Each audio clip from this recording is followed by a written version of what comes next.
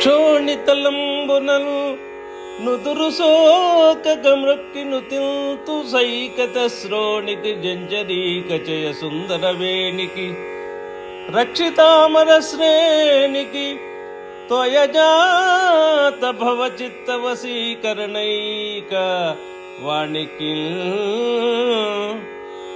వాణికి నక్షదామ సుఖవారిజ పుస్తక రమ్య పాణికి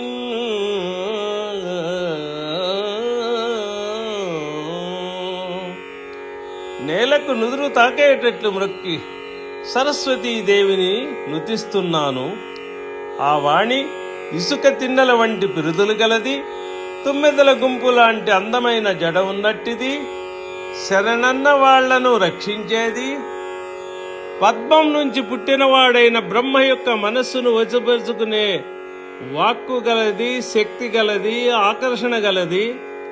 జపమాల, చిలుక, పద్మం, పుస్తకం వీటిని తన రమ్యమైన చేతులందు దాల్చి స్థితమైనటువంటి ఆ సరస్వతీదేవికి నమస్కరిస్తూ ఉన్నాను అని పోతన గారు భాగవతములో 6వ పద్యముగా ఆ సరస్వతి అమ్మవారిని స్తోత్రము చేయుచూ ఉన్నారు. శుభం భూయాత్.